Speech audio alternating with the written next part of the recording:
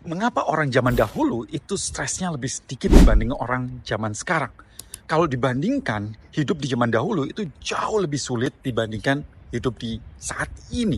Untuk masak air aja mereka harus cari kayu bakar di hutan, kemudian memasaknya cukup lama. Sekarang untuk bikin air panas tinggal pencet tombol dan kemudian keluar tuh air panas. Untuk kalau kepanasan mereka harus kipas-kipas, sekarang tinggal ada AC. Kemana-mana mereka harus jalan, sementara kita udah ada transportasi, semuanya gampang saat ini. Lalu apa yang membedakan? Saya mengambil kesimpulan ada dua, apa yang masuk dan apa yang keluar. Yang masuk ke dalam tubuh kita ini sudah sangat terlalu banyak. Jadi ini bukan masalah makanan, tapi data yang masuk. Kalau zaman dahulu kan orang mendengar berita itu jarang, koran pun nggak semua orang membaca. Tapi sekarang Bapak, siapa yang nggak pegang handphone?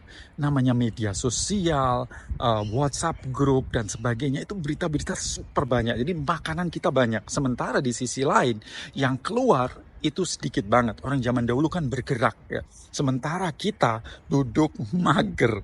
Artinya apa yang masuk dan yang keluar itu tidak seimbang. Dan itulah yang menjadi stres karena terlalu kelebihan. Hari ini masalah kita ini bukan kekurangan, tapi kelebihan. Kelebihan data membuat stres, kelebihan makan membuat loyo, kelebihan nafas membuat begitu banyak masalah kesehatan. Artinya bahwa kita perlu untuk menyeimbangkan.